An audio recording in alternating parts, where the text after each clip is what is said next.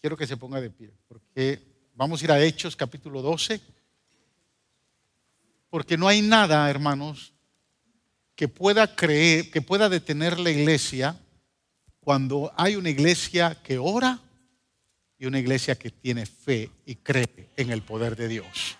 Amén. Por eso es que este pasaje, en la serie que hemos estado ya viendo del libro de Hechos, ya al final del año, estamos a la mitad del libro de Hechos. Quiero que vaya ahí al capítulo 12 y busque de los versos 5 al 11.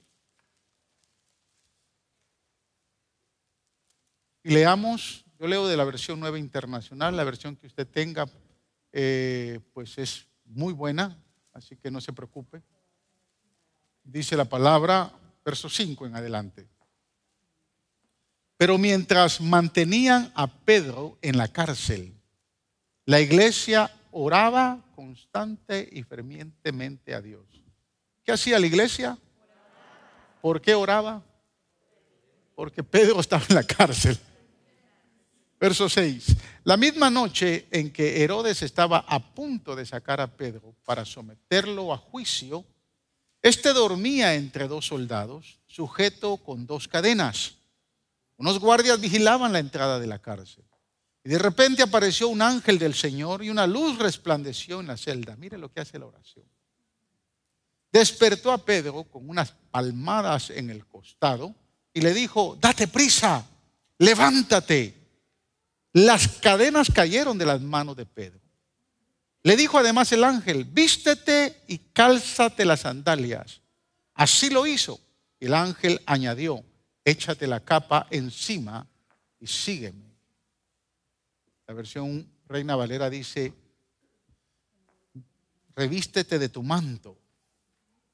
Verso 9. Pedro salió tras él, pero no sabía si realmente estaba sucediendo lo que el ángel hacía.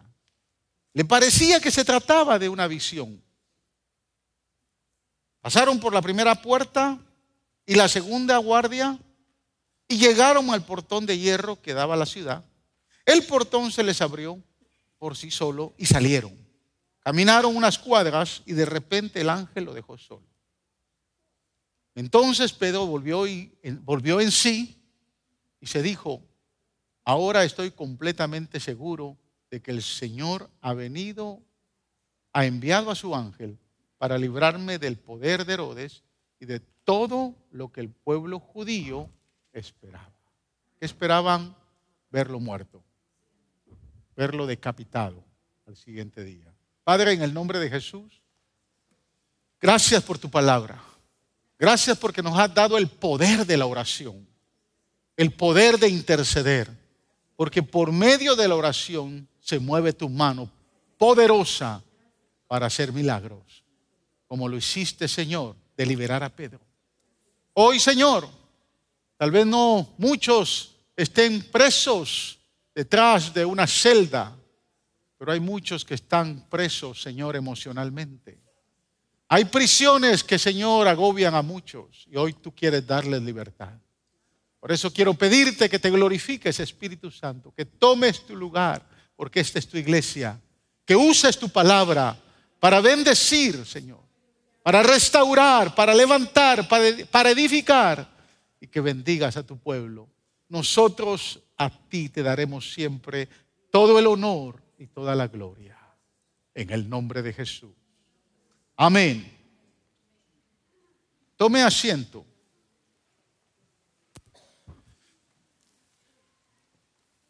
El capítulo 12 de Hechos presenta, hermanos, uno de los momentos, uno de los episodios más sombríos, más dolorosos y más tristes de la iglesia primitiva.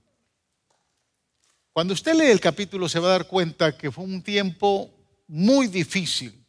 La persecución de Herodes Agripa era el tercer asalto mayor de todas las persecuciones que habían recibido o había experimentado la iglesia en aquel entonces. Y de manera personal yo creo que fue la persecución más sangrienta que pudo experimentar la iglesia primitiva. La primera persecución se dio por los saduceos, que termina con la lapidación y la muerte de Esteban, el primer mártir de la iglesia. La segunda persecución fuerte se dio por medio de los fariseos, que termina con la conversión de Saulo, ¿se recuerda? Y Saulo sale al exilio, regresa a Tarso, y dice él, al final del capítulo 9, que hubo como tranquilidad y paz. Y no fue hasta el capítulo 12, años posteriores, que el rey Agripa levanta una tercera persecución. Y esa persecución que se da contra la iglesia, la intención de Herodes Agripa era, obviamente, mostrar la enemistad personal contra los cristianos. Procedía de su deseo de ganar más favorismo o congraciarse con el emperador Claudio y obviamente favorecer a los judíos no cristianos de aquel lugar. Herodes Agripa, hermanos, fue un rey que, al igual que su abuelo Herodes el Grande, un rey malo. Había sido educado en Roma porque su abuelo, el rey Herodes el Grande, fue un asesino.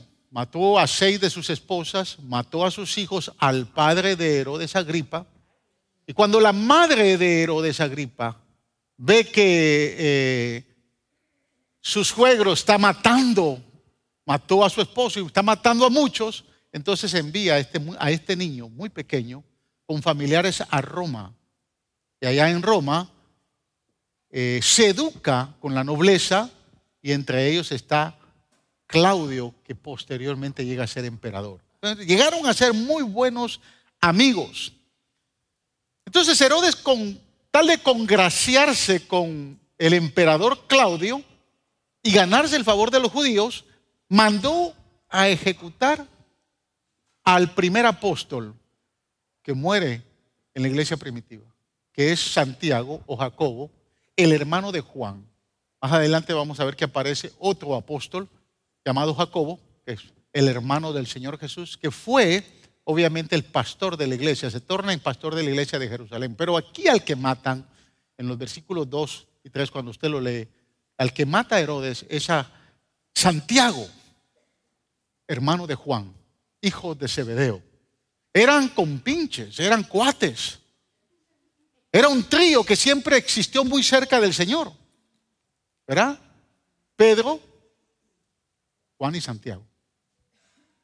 Estaban en todos lados con el Señor.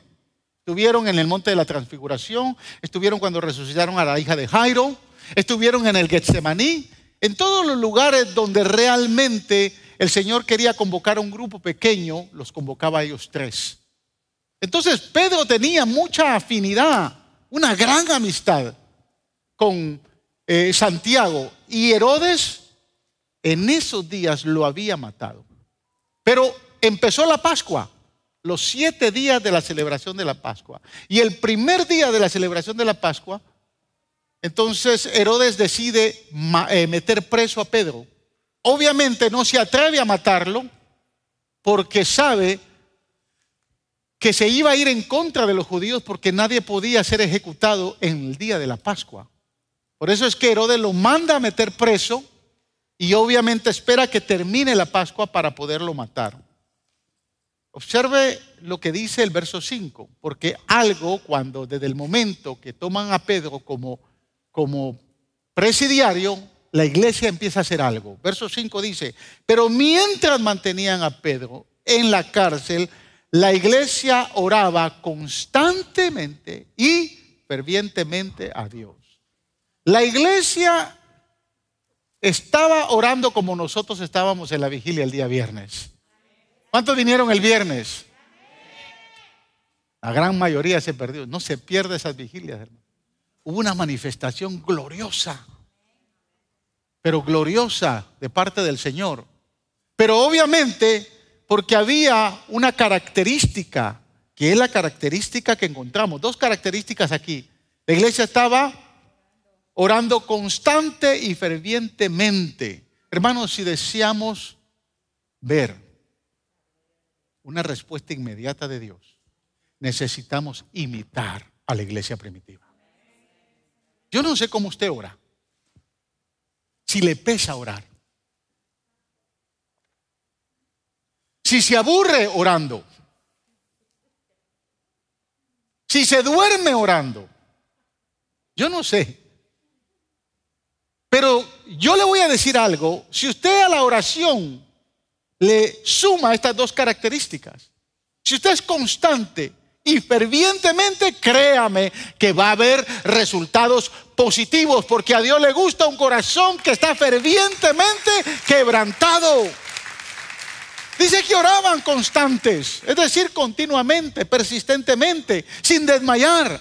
Se metieron a orar y dijeron: hasta que Pedro no salga de la cárcel, no vamos a dejar de orar. Pero la segunda característica, obviamente, es que oraban fervientemente. Es decir, oraban con pasión.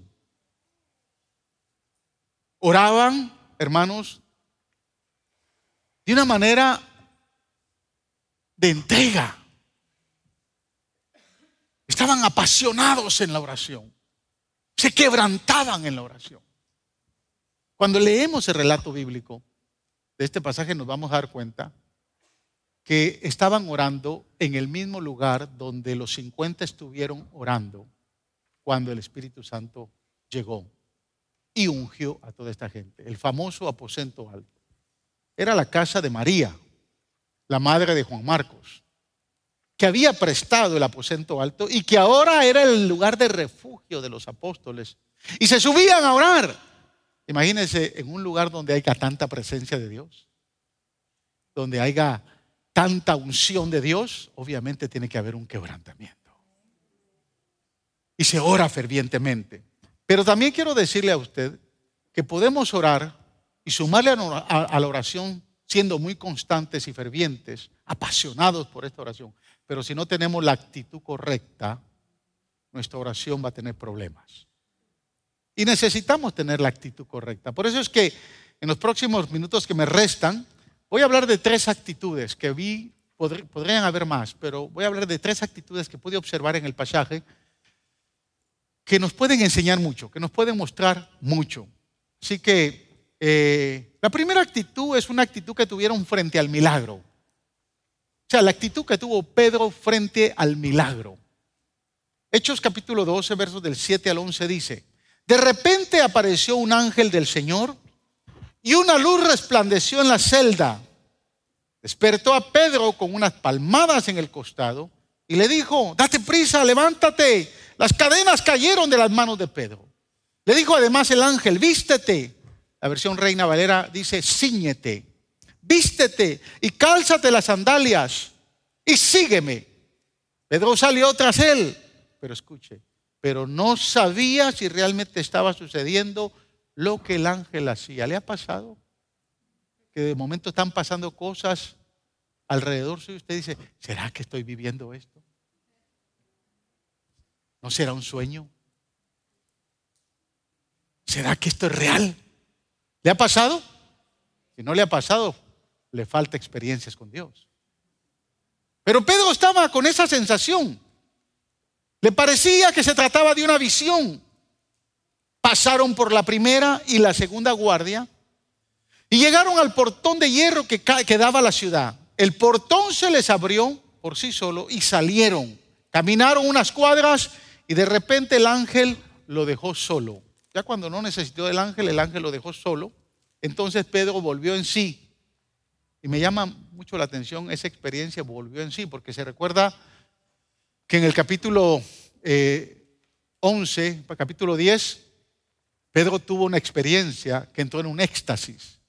Como que Pedro andaba siempre, y no es porque se andaba echando un poquito y andaba high, ¿no? Allá en el capítulo 10 dice que entró en un éxtasis. Y aquí lo vemos como que anda, que las cosas no las está creyendo, que anda como medio. Me estoy deduciendo lo que dice la palabra, ¿no? No sé si le ha pasado a usted, cuando tiene experiencia con el Espíritu Santo, que anda medio borracho y no sabe dónde anda. ¿Le ha pasado o no le ha pasado? ¿Ah? ¿Le ha pasado con que el Espíritu Santo viene a su vida y lo quiere bendecir con tanto gozo y usted no sabe lo que está pasando? Como que no está interpretando bien las cosas que se están dando. Cuando el ángel se va, dice el verso 11, entonces Pedro volvió en sí, como que volvió a la normalidad y se dijo: ahora estoy completamente seguro de que el Señor ha enviado a su ángel para librarme del poder de Herodes y de todo lo que el pueblo judío esperaba. Como que volvió otra vez a la normalidad. Me llama la atención que literalmente dice la Biblia que el ángel despierta a Pedro y lo despierta con unas palmadas en la espalda. Qué feo cuando uno está bien dormido, hermano, si lo lleguen a despertar. ¿Verdad que sí? A mí cuando mi esposa es especialista en eso. De repente estoy bien dormido. ¡José!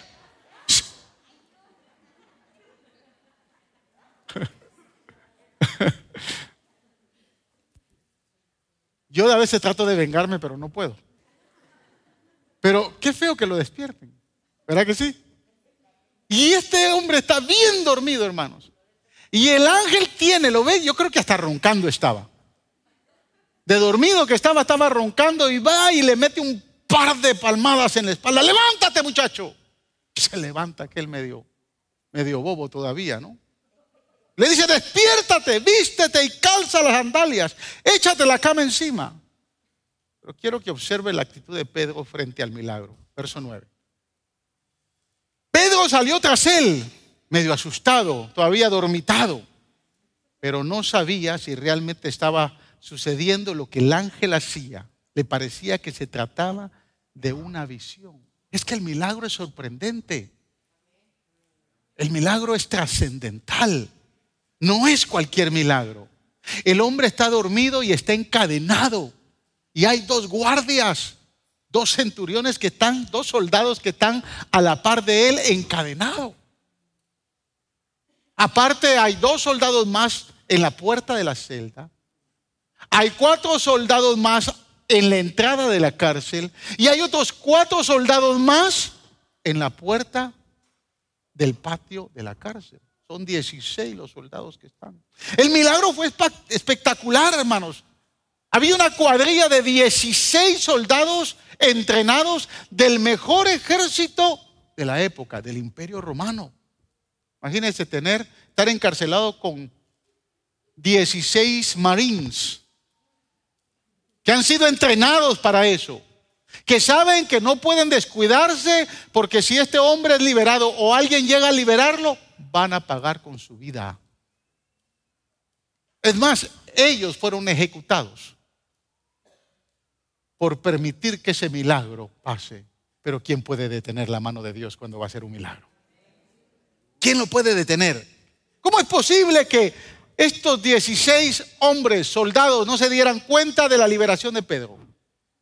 Escúchenme, hermanos. ¿Qué hubiese pasado si Pedro, sentado en la cárcel, hubiera dicho: esto solo es un sueño? Y luego se hubiera dado la espalda, se hubiera seguido durmiendo. ¿Qué hubiera pasado?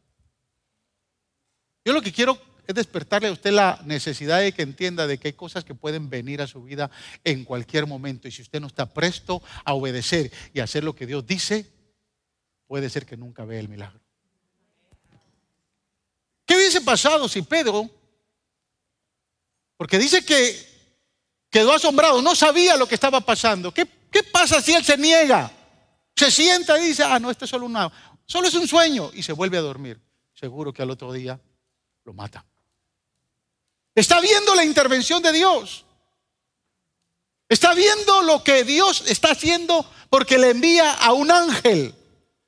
Me pregunto, hermanos, ¿cuántos de nosotros permanecemos encarcelados porque después de que escuchamos un mensaje, una exhortación, una prédica, una profecía, una iluminación, y aunque tomamos notas y nos llenamos de eso, simplemente nos sentamos en nuestras celdas pensando que nada más es un sueño? Simplemente pensamos que lo que está pasando es un sueño. Y muchos nos pueden decir, después de que recibimos algo, porque finalmente entendemos que Dios nos habló y que está a punto de hacer un milagro, y nos apresuramos y salimos corriendo porque queremos hacer lo que Dios nos mandó a hacer. Y por ahí hay gente que nos detiene y nos dice: hombre, cógelo con calma, tranquilo, tranquilo. Pero el Señor le dice a Pedro: arriésgate, levántate, cíñete, vístete rápido. Hay mucha gente que es muy lenta para hacer las cosas. Hay mucha gente que Dios le viene diciendo: hazlo, y no lo hace. Ve y no va.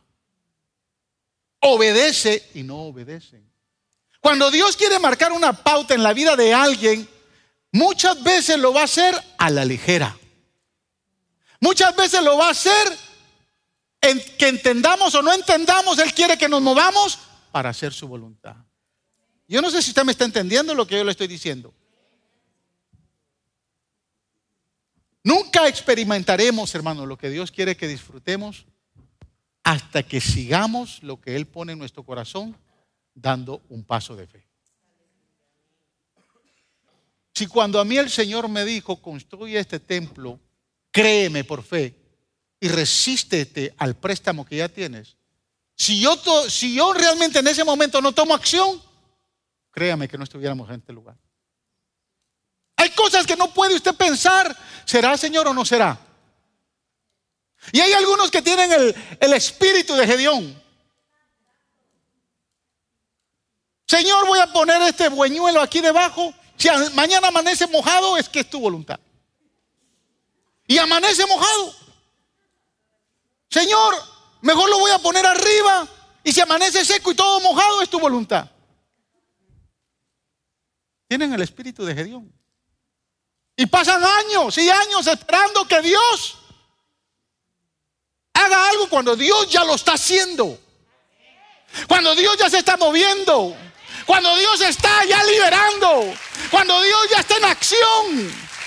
Mire, si Dios se pone en acción, usted no puede esperar mucho. Se lo digo por experiencia. Usted no puede andar con la bobada y decir: ay, Señor. Dios le dijo a Moisés, cuando Moisés llegó al frente del río, al mar Rojo, y llegó ahí. ¿Sabe qué hizo Moisés? Se arrodilló. Señor, ¿será que pasamos o no pasamos? Y Dios le dijo: no es tiempo de orar, levántate, toma la vara, ponla arriba y yo voy a abrir el mar. Cuando Dios quiere hacer milagros, tenemos que estar prestos a su voz, prestos a obedecer. Es verdad que algunas veces descubrimos que después de todo, puede ser que solo sea un sueño. Pero Proverbios dice, mire lo que dice Proverbios, capítulo 14, verso 4. Sin bueyes un establo se mantiene limpio, pero se necesita de un solo buey fuerte para una gran cosecha. Escuche con cuidado lo que le voy a decir. Algunas personas dicen: yo nunca me he equivocado, porque yo no ando corriendo haciendo cosas. Nunca he cometido un error.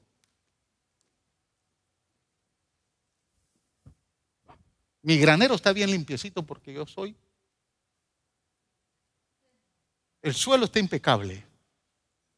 Pero déjeme decirle que el granero que tiene estiércol de buey en el suelo y unas cuantas moscas revolteando encima de él, es el granero más productivo que existe. No sé si me está entendiendo lo que yo le estoy tratando de decir.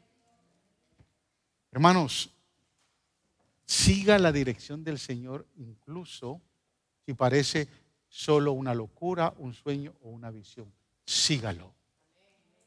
A Dios le gusta gente de acción, no gente que ande por años orando y orando por la misma cosa, porque tiene miedo y temor a no moverse por fe. Lo peor que podría pasar, hermanos, si usted es de los arrechos que salen en acción, es que pise un poco de estiércol en su granero y espante moscas que lo incomoden. Pero lo mejor que le puede pasar es que así como el apóstol Pedro va a ser liberado y va a alcanzar lo que Dios quiere que usted alcance. Eso es lo mejor que le puede pasar. Si usted por fe le cree a Dios. Entonces la actitud frente al milagro es importante. La segunda actitud es frente a la respuesta de Dios. La actitud frente a la respuesta de Dios. Observa el verso 12 al 16. Esta ya no es una actitud de Pedro, es una actitud de la iglesia. Cuando cayó en cuenta de esto, fue a casa de María, la madre de Juan, apodado Marcos, o sea, Juan Marcos, el que escribe el Evangelio según San Marcos, donde muchas personas estaban reunidas orando. Verso 13. Llamó a la puerta de la calle y salió a responder una criada llamada Rode. Rode en español es Rosa. Así que salió Rosita a abrirle la puerta. Al reconocer la voz de Pedro, se puso tan contenta que volvió corriendo sin abrirlo. Lo dejó afuera. Pedro está a la puerta, exclamó, porque entró a avisarle a todos aquellos que estaban orando para que Pedro fuera liberado. Mira el verso 15. Estás loca, le dijeron. Ella insistía en que sí era, pero los otros decían, debe de ser un ángel. Entre tanto, Pedro seguía llamando. Cuando abrieron la puerta y lo vieron, quedaron pasmados. Wow. ¿Por quién estaban orando? ¿Para qué estaban orando? Dios les contesta. El relato dice que Pedro fue liberado por el poder de la unidad de la oración. La oración tuvo efecto porque cuando se une el pueblo a orar, cosas suceden. ¿Sabe lo que ha pasado, hermanos, con esta pandemia? Es que muchas iglesias no se pusieron a orar. Muchas iglesias se refugiaron en sus casas. Y en Estados Unidos hay más de 7,000 iglesias que se han cerrado en la pandemia.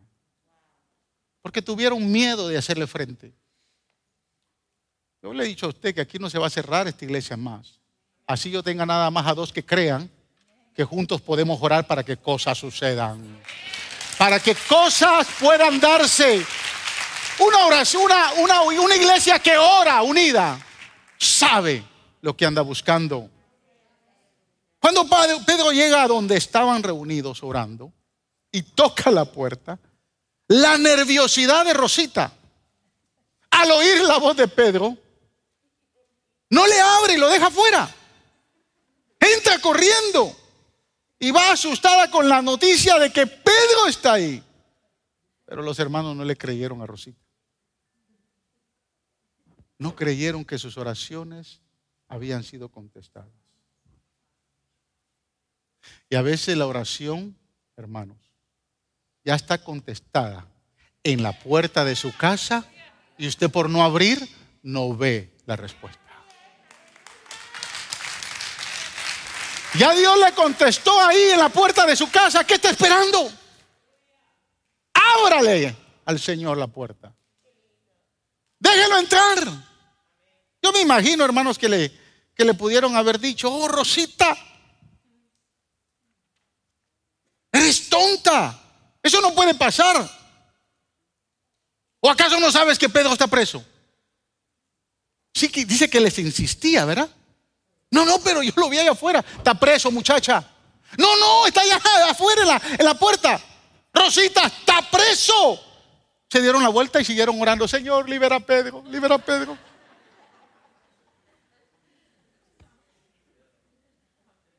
¿No son estos primeros creyentes de la iglesia primitiva parecidos a usted y a mí? Quiero decirles que aquí hay gente que está orando fervientemente por la liberación de algo, mientras ya eso está en la puerta. ¿Cuántas veces, hermano, la respuesta en su oración ya está cumplida? La oración ya el Señor la liberó. A usted le cuesta creer. 3 cosas hicieron que esta gente no creyera. Primero le dijeron a los discípulos. Los discípulos le dijeron a Rosa: estás loca, muchacha. Mire, si usted no está orando por una locura, no espere que la locura pase. Yo no oro por cosas que yo puedo hacer. Yo oro por locuras. Cosas que yo no puedo hacer y que yo sé que la mano de Dios las va a hacer. Por eso yo oro. Yo no oro para que el Señor me dé fortaleza. Señor, dame fortaleza para ir a la iglesia. No.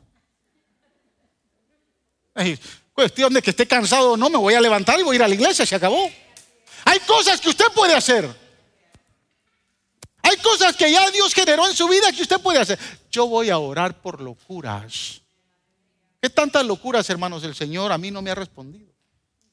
Que son locuras para el hombre, pero es poder y autoridad para la mano poderosa del Señor. Porque es el único que puede resolver y responder locuras. Que su marido se convierta. Tal vez a todos aquí nos creímos que está convertido y la única que usted no se ha convencido es usted.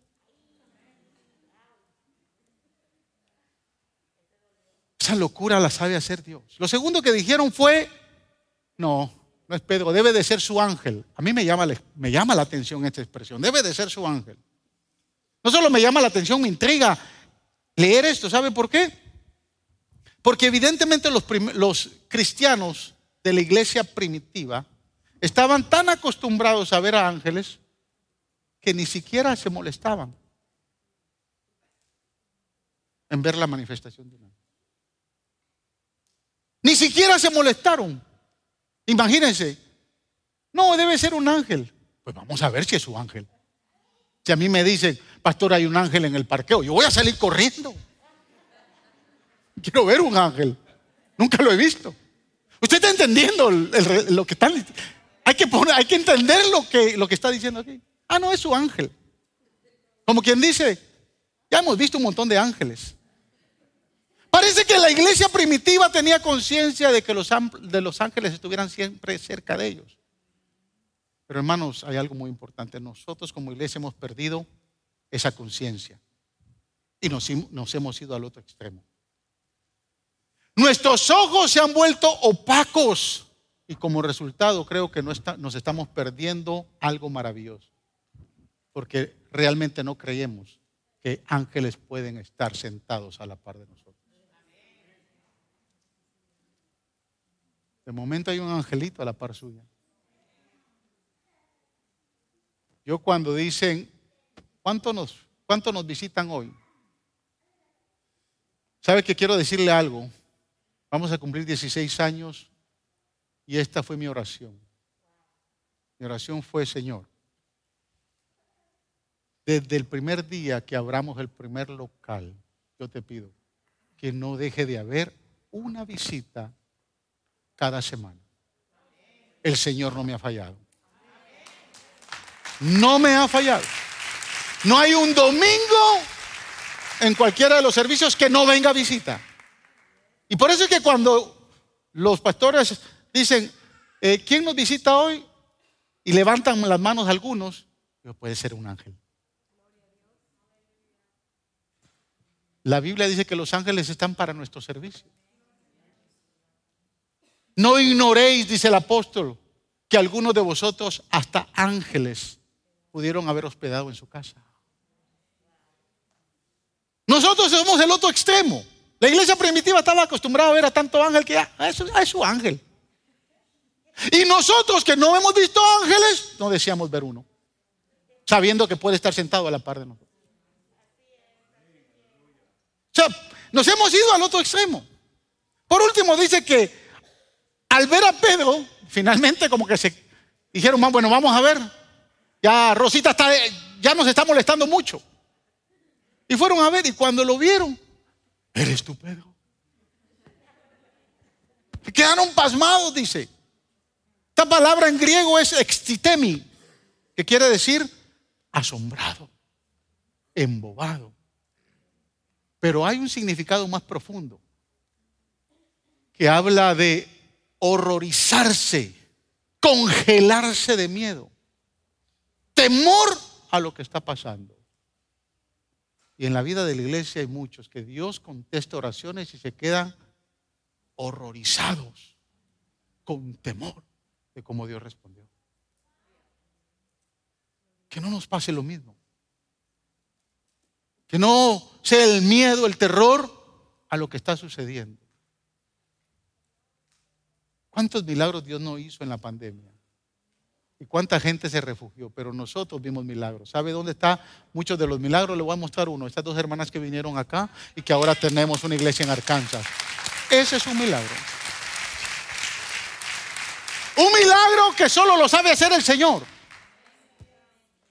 Porque Dios sabe hacer milagros que nos van a dejar con la boca abierta. Por último, la última actitud. La actitud de Pedro, obviamente, al milagro. La actitud de la iglesia frente a la respuesta.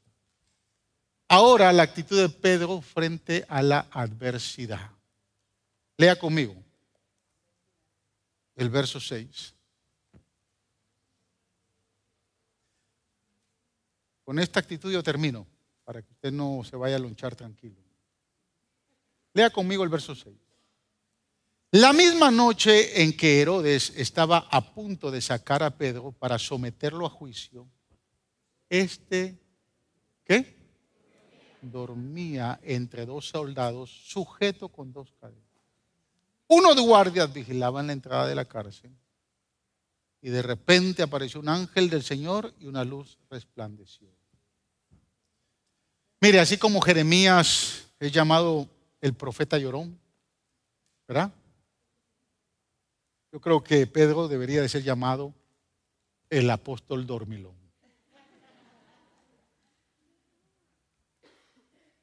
Aquí lo vemos durmiendo de nuevo. Lucas dice que mientras Jesús hablaba con Moisés y Elías en el monte de la transfiguración, Pedro estaba durmiendo.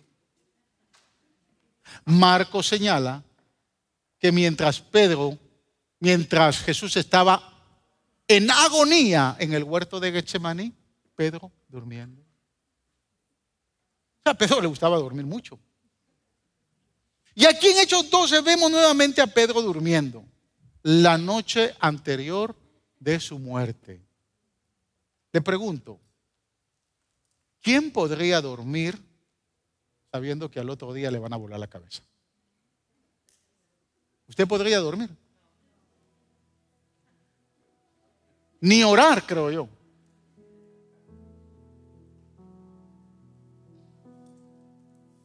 Pero esta vez el sueño de Pedro fue diferente.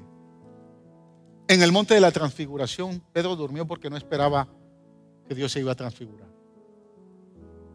En el Getsemaní se durmió cansado de sueño y no obedeció al mandato de Jesús que orara con él. Pero ahora en prisión durmió porque tenía totalmente paz en su corazón.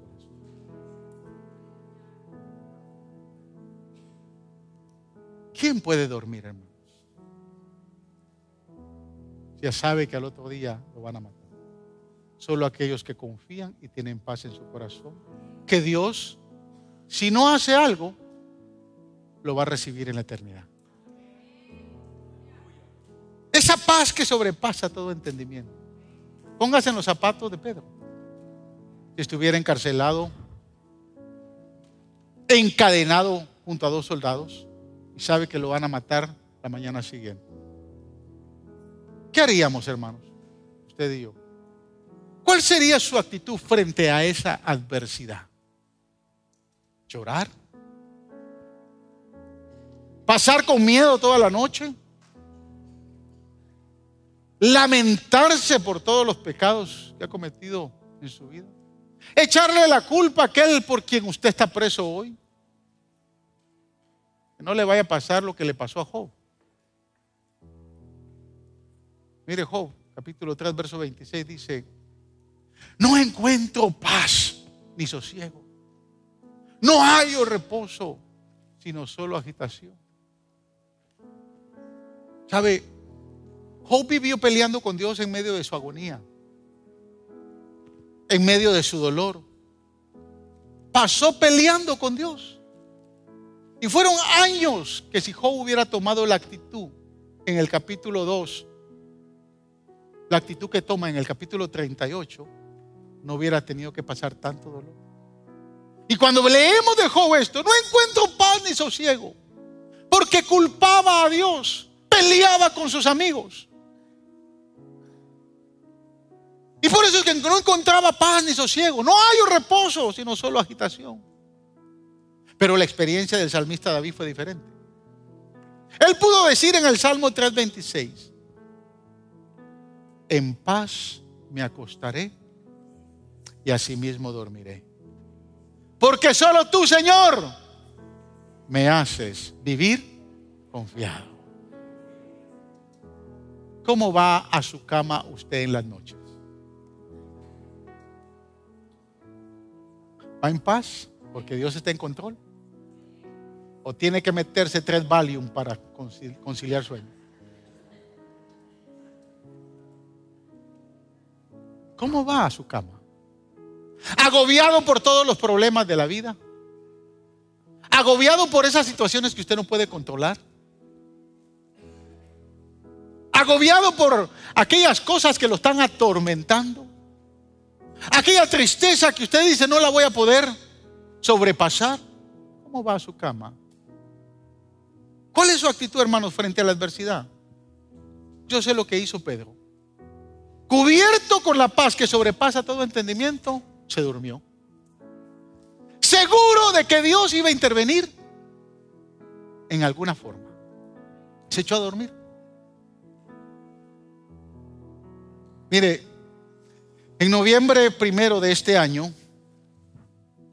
Jim Daly, en su programa Enfoque a la Familia, en inglés, Focus on the Family, le hizo una entrevista al gobernador de Texas, Greg Abbott. Si la quiere escuchar, mándeme un texto, yo se la voy a mandar para que escuche la entrevista. Son 27 minutos. Al final de la entrevista, o sea, gobernar Texas es gobernar la 9ª economía más grande del mundo.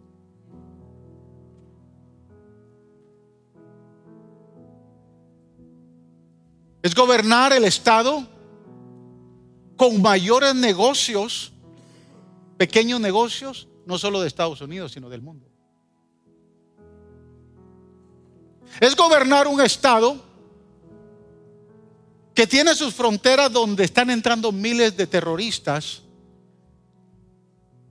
y de narcotraficantes a quererle hacer daño a los ciudadanos que vivimos en este estado. O sea, no es fácil ser gobernador de este estado. Y al final de la entrevista que le hizo Jim Daly, le hizo 2 preguntas muy precisas. Gobernador, ¿de qué manera podemos orar por usted? Y la segunda pregunta es, ¿qué es lo que no le deja dormir por las noches? What keeps you up at night? ¿Qué es lo que más te preocupa? Me gustó mucho la respuesta del gobernador. Él dijo, en cuanto a la oración, quiero que oren por mi salud. No sé cuántos de ustedes saben que él es paralítico. Un accidente que tuvo cuando vino muchos años atrás aquí a Houston a ser abogado, y un carro lo atropelló. Bueno, un carro lo iba a atropellar, botó un árbol y un árbol cayó sobre él y quedó parapléjico. Oren por mi salud. Oren porque sobre todas las cosas el Señor me dé sabiduría y guianza. Escuchar el lenguaje de ese gobernador me llamó la atención. Pero él dijo, en cuanto a qué me preocupa por las noches cuando voy a dormir, él dijo, si tienes a Dios a tu lado, tú puedes dormir bien. Ah.